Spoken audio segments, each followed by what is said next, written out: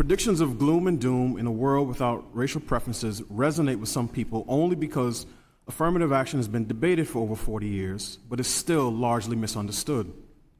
For starters, racial preferences were most common at highly selective universities like Harvard, Yale, and Stanford that admit less than 10% of their applicants.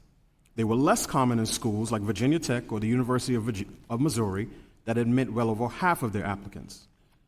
During the 2018 federal court case on this issue, Harvard's Dean of Admissions acknowledged that the school used different standards based on race to determine which prospective students receive recruitment letters.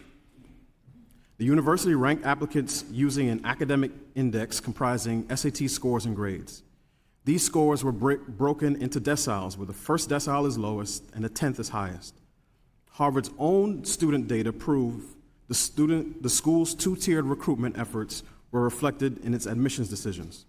For instance, a black student in the 4th decile and Hispanic student in the 6th decile had a higher chance of being admitted than an Asian student in the 10th decile.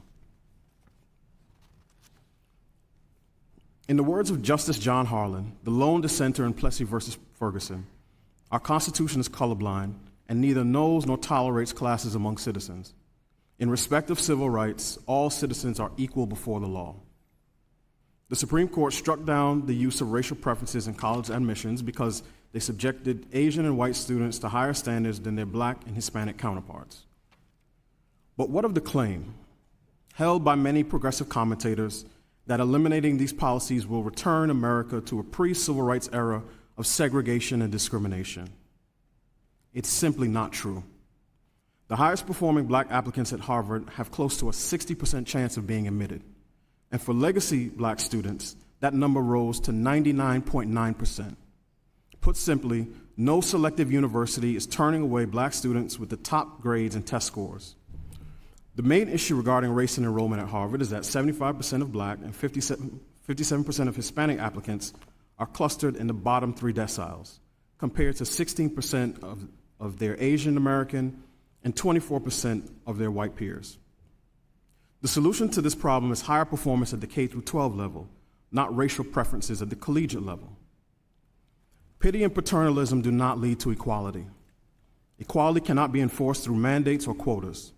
It cannot be declared through fiat or executive order. Any other policies that apply different standards based on race in order to achieve demographic representation only reinforce inequality because it is impossible to lower expectations and raise performance at the same time. If we want to cultivate a truly diverse college campus that passes constitutional muster, we must pursue several long-term strategies at the K-12 level. First, promote and advance education choice, specifically through options like education savings accounts, which have been implemented in Arizona, Arkansas, Florida, Iowa, North Carolina, Utah, and West Virginia.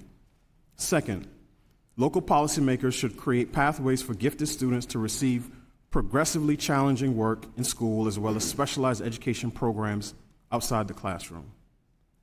Third, we need to focus on one of the most important drivers of educational outcomes, family structure. Decades of research have strengthened the conclusion that children raised in homes with their married biological parents have better academic and behavioral outcomes than children raised in any other family arrangement. But today, 40% of American children are born to unmarried parents and 23% live in single-parent homes, the highest rate in the world.